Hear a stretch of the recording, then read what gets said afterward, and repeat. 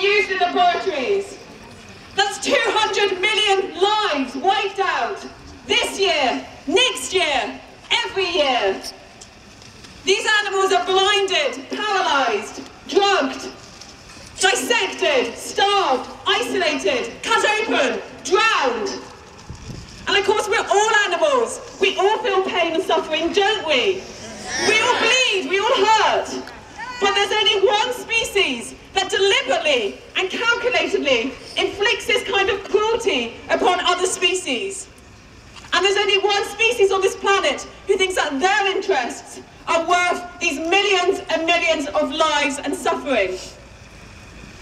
There are monkeys sitting huddled in barren steel cages, shivering, unable to stand, unable to feed themselves, thousands of miles from their friends, their family and their homes, with a dark, purple, jagged scar running down their skulls. Man's closest relatives. There are dogs collapsed into heaps on the floor, unable to open their eyes, having had forced heart attacks. Man's best friend. And I bet those dogs wagged their tails and licked the hand of the man who led them out of their cage. There are mice, beautiful, tiny, furry little creatures, inherently terrified of water, forced into deep tanks of it, forced to swim for their lives. Eventually, they give up the struggle, desperate, and stop moving, while people stand there watching.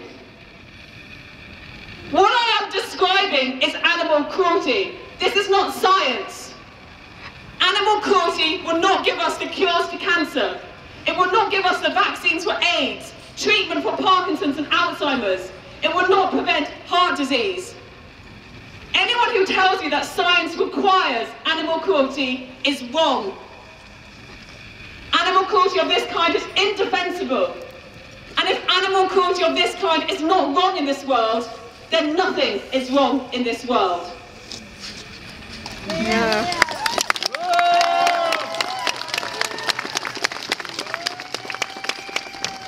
I read an article in the newspaper last week, you may well have seen it yourself, and the headline said, "Man convicted of neglect of dog."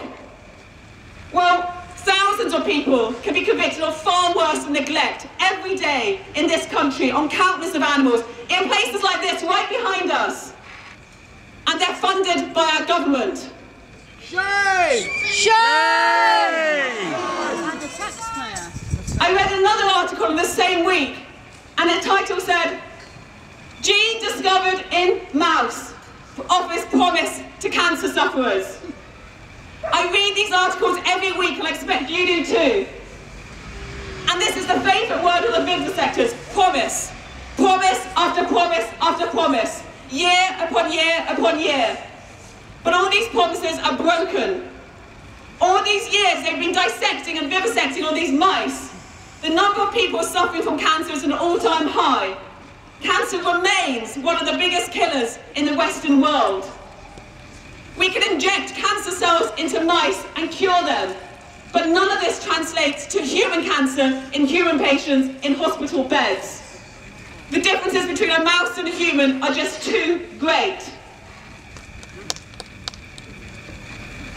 This bloody science is bloody fraud.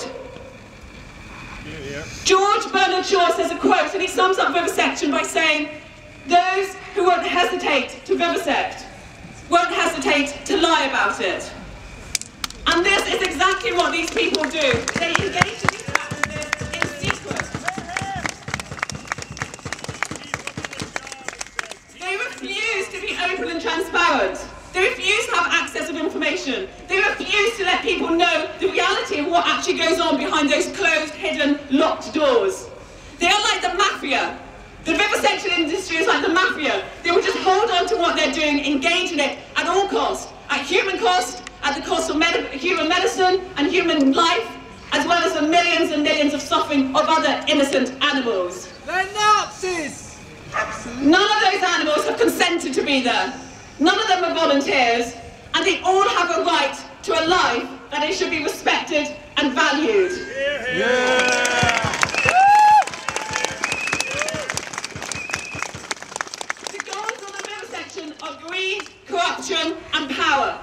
absolute power. They don't care about saving our lives, about preventing diseases. They are all only interested in their own self-interest and holding on to that power. And as soon as anybody challenges, questions, or asks for justification, they start intimidating and getting highly defensive. But each time there was a leak, each time there was an undisclosed discovery or investigation, the truth comes out, and we see just how inhumane, just how cruel the practice really is. And we also see just how unscientific it is, and how unjustified it is. Their history is full of examples where these kind of sanctioned forms of animal cruelty have come to an end. For example, bear baiting, dog fighting, cockfighting.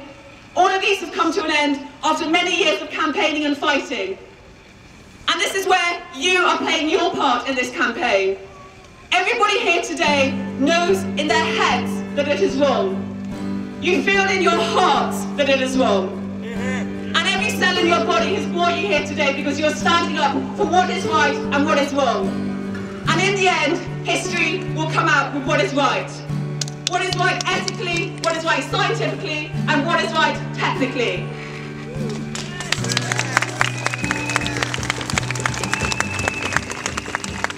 It has happened before and it will happen again. And you are part of that happening. So on behalf of the 200 million animals this year in laboratories, thank you for coming today. And on behalf of the 200 million animals who will be here next year, the year after that, and yet again the year after that, thank you for coming. But most importantly, thank you for those 200 million animals for standing up for what is right and wrong in this world and fighting until right is what actually comes out.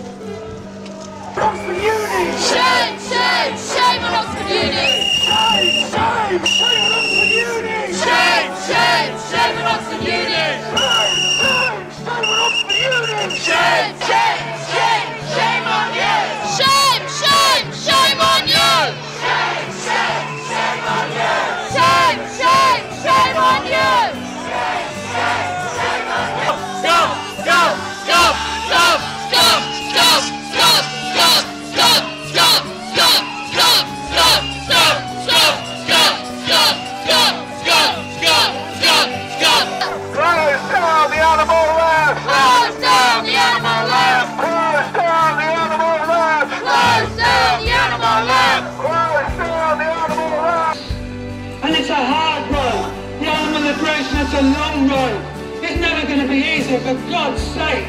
The amount of hassle that we got as peaceful campaigners was a disgrace. Politically, they've eased up. They think they've destroyed us.